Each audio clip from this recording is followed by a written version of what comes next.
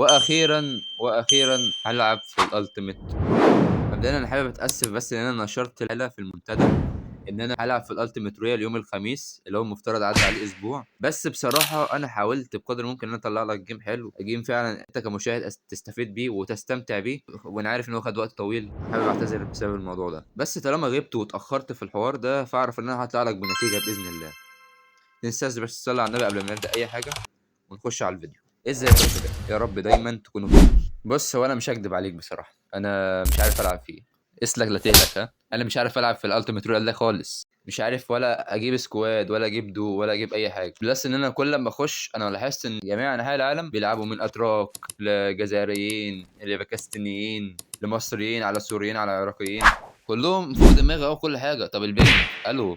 طب سيبك من البنج، ما عملتش حسابك يا بابجي ان في اجهزه ضعيفه مش هتستحمل الدول دي كلها؟ بس ان الدول بقى الاجانب والكلام ده بتلعب باجهزه اصلا لو بتلعب اعلى من 120 فريم هتدعمها. فصباح الفل، بابجي ما بتعتمدش في الالتيميت رويال ده بصراحه. فانا للاسف مش هينفع اطلع لك بتكتيك وخطه وازاي تعمل كذا وازاي تتجنب كذا، وانا اصلا مش عارف اعمل حاجه. فاهم قصدي؟ بس ان انا اصلا كل اللي جنبي بلعب سولو سكواد، مفيش حد كان بيقف جنبي من العشوائي اللي كان بدخل معاهم جيام.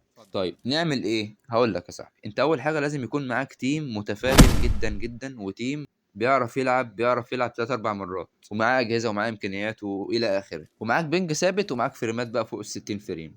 تمام. انت كده يا باشا انت هتجيب الاعلى طبقه فيه خلال شهر او اقل من شهر كمان. غير كده فانسى الالتيميت رويال عشان ما تكرهش اللعبه. يعني اللعبه عامله الالتيميت رويال ده للناس اللي عايزه تجيب حاجه اعلى من الكونكر ولقب اعلى وحاجات اعلى والكلام ده. انما غير كده يا صاحبي استمتع باللعبه، اللعبه ما هي الا لعب وتسليه. تاني حاجه الالتيميت رويال ده محتاج واحد يعني فاضل اللعبه وبس، سايب اكل عيش وسايب شغله ودنيته ورزقه ومركز في اللعبه بس، من اول ما يصحى لحد ما ينام. بابجي التيميت رويال من وجهه نظري تجنبه خالص، يعني الا من رحم ربي طبعا. لان ده هيأثر عليك في دينك.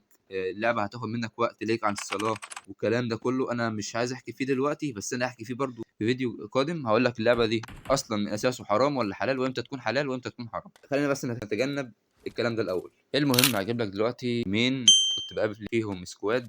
في سكواد جبته وفي سكواد ما عرفتش اجيبه للأسف. خلي بالك ده اثر فيديو ممكن يفيدك في حياتك على اليوتيوب بفضل الله طبعا. انا مش بتباهى ولا حاجه، لا. انا بقول لك مفيش حد في الدنيا هيقول لك اعمل لايك واشترك في القناه وفعل زر الجرس. انا لحد دلوقتي ما قلتلكش اعمل لايك ولا اشترك بالقناه، لان انا عارف انت كده كده هتعملهم. صح ولا ايه؟ فبص كده وقول لي ايه رايك، وبرضه هشرح لك شويه حاجات في الجيم. طيب هنا انا سمعت واحد في العماره اللي انا كنت داخل فيها.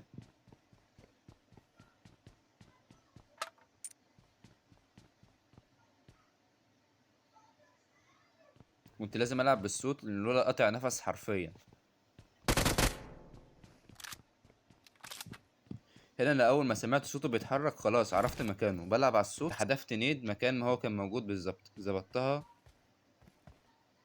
وقع نط.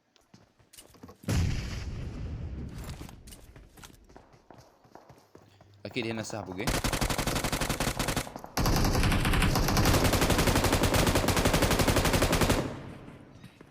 وصاحبه التاني جه، كده بقوا 3 معلم.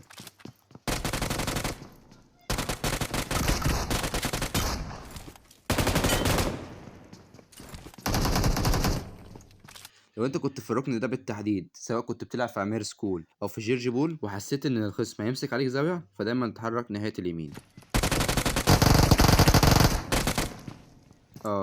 بص بقى الحركه دي، والحركه دي لما تتعمل في الوقت المناسب هتخلي الخصم شاشته تلف 180 درجه. يا ابن اللعيبه يا عبده.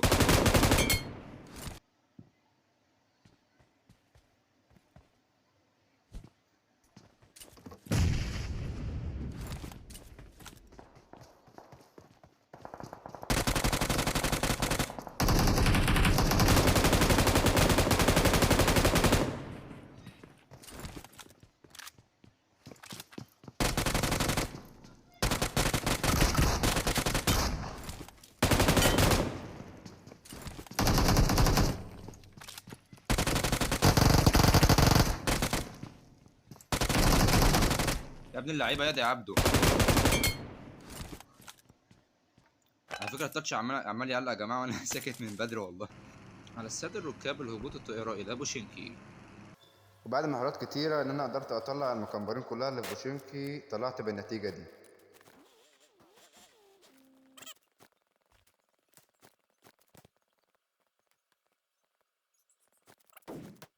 حاول تركز معايا على الصوت كده.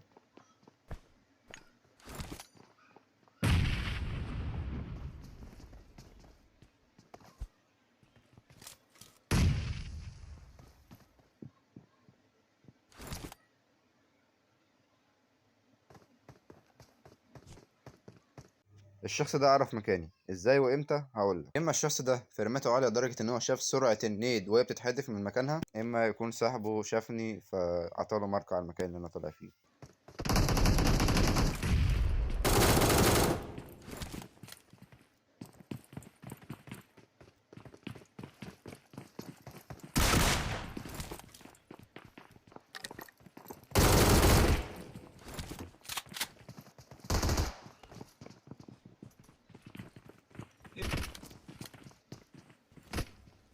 ليه سكوب 6 ده يا جدعان؟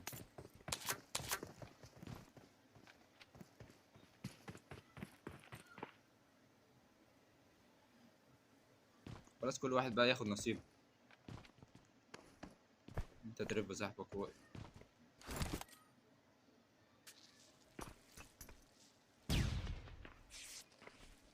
بندج برضو، ايه المشكلة؟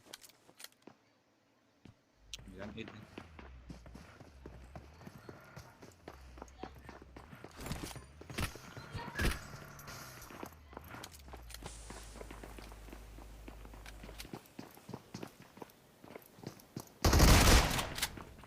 ايه؟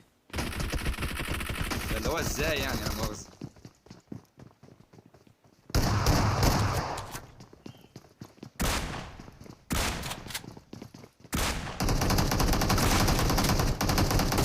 طبعا عشان انا بطولي اتكتروا عليا وبقى سكواد كامل. سيبك من ده كله، محتاج رايك في الالتيميت رويال ده في كومنت. سلام.